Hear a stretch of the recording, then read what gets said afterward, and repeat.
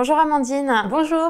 Donc tu es avec nous aujourd'hui pour parler des démarches administratives pendant la grossesse et tu es accompagnante en périnatalité. Est-ce que tu peux nous expliquer en quoi ça consiste exactement? Alors en fait, j'accompagne les couples ou les femmes seules durant leur grossesse, leur accouchement et leur postpartum. Donc je les soutiens sur le plan émotionnel et pratique. Donc c'est vraiment un soutien pour les futurs parents. Exactement. Donc, en plus du suivi médical qui est indispensable pour la santé des parents et du bébé, moi, je propose vraiment tout ce qui va être de l'ordre de l'émotionnel et puis des astuces administratives ou vraiment de la vie quotidienne pour que les parents soient rassurés et se sentent vraiment conscients dans leur rôle à venir et dans leur rôle de parents une fois que le bébé est né. Et donc, du coup, comme tu accompagnes les futurs parents pendant la grossesse, en termes d'administratif, est-ce que tu peux nous dire quelle est la première démarche à réaliser quand on apprend qu'on est enceinte?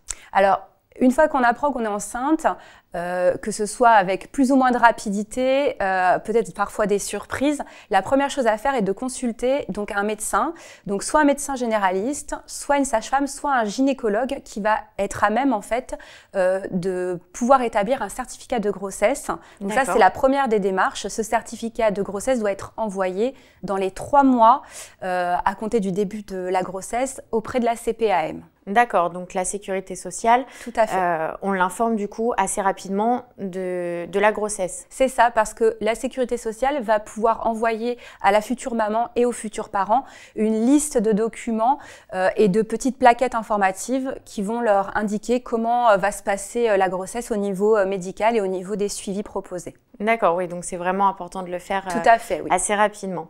Autre question qu'on peut se poser aussi, c'est à quel moment est-ce qu'on peut informer son employeur ?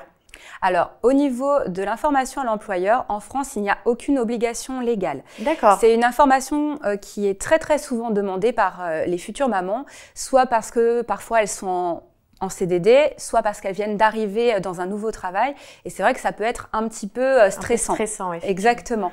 Donc du coup, il n'y a pas d'obligation légale de prévenir son employeur. Par contre, il y a une obligation de le prévenir pour qu'il puisse déclencher de son côté les documents administratifs pour la déclaration de congé maternité. D'accord. Donc voilà, et c'est pareil, c'est une question d'entente et voilà, de relation avec l'employeur. Donc on peut le prévenir effectivement au dernier moment quand ça va être le moment de partir en congé maternité, mais pour des relations plus sereine, en tout cas avec son employeur, c'est quand même mieux de le prévenir un petit peu en amont. Oui, voilà, surtout qu'on peut le prévenir soit par écrit, soit par oral. Il n'y a pas d'obligation, du coup, on choisit le mode qui nous convient le mieux. D'accord, ok. Merci Amandine. Est-ce que tu peux aussi nous dire combien d'échographies sont obligatoires? Parce qu'on entend pas mal d'informations à ce sujet, mais on ne sait pas vraiment.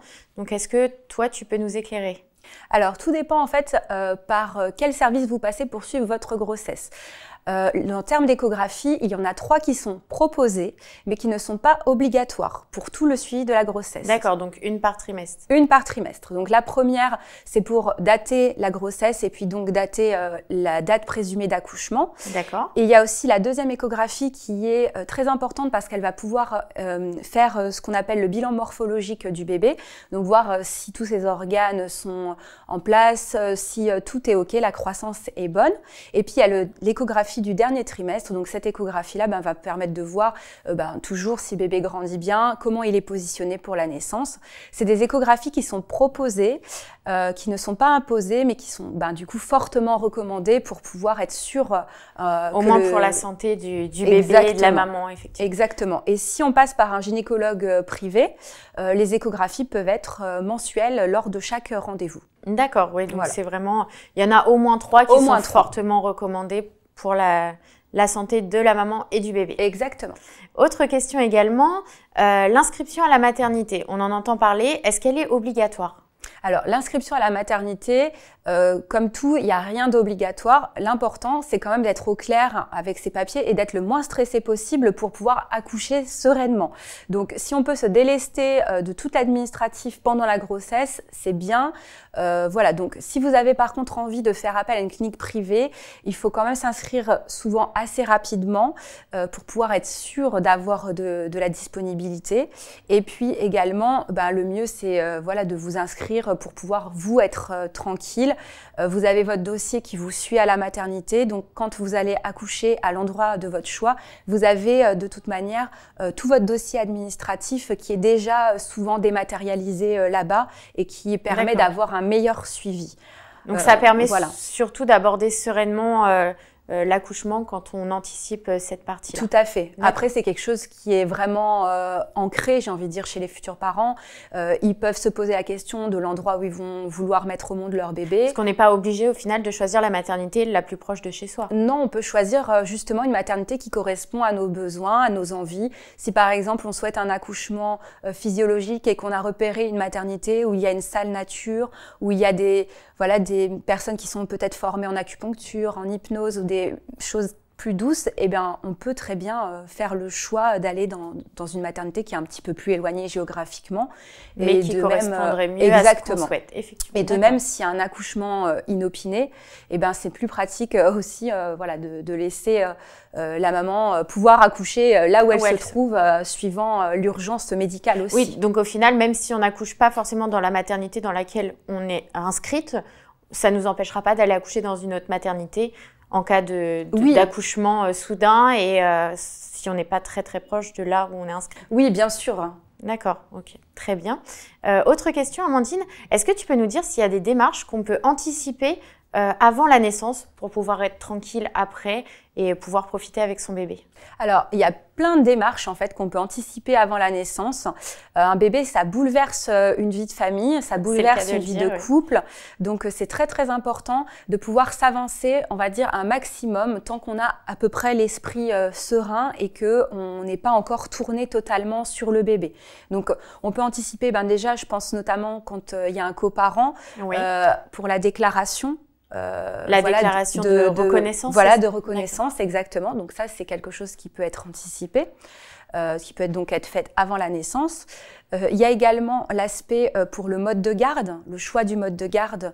Est-ce que votre enfant ira à la crèche? Est-ce que votre enfant ira chez une assistante maternelle? Et ça, c'est très, très important d'anticiper. Je pense notamment à la crèche où c'est très dur d'avoir une place en crèche. Voilà. Donc là, il faut vraiment anticiper. Et puis, au niveau des démarches, on peut se poser plein de questions pour le retour à la maison. Est-ce que j'ai envie que, par exemple, la CAF envoie un travailleur social à la maison pour m'aider peut-être dans mes tâches ménagères? On peut aller vraiment jusque-là.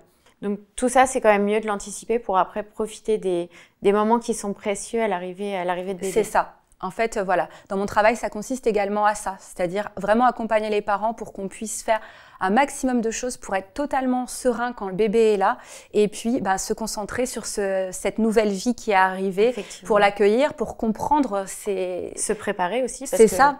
Voilà, c'est quelque chose qu'on apprend au fur et à mesure, qu'on découvre. Exactement.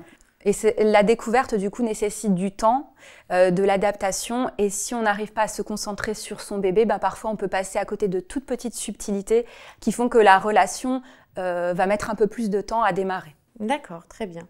Mais merci beaucoup, Amandine, d'avoir répondu à mes questions. Merci à toi.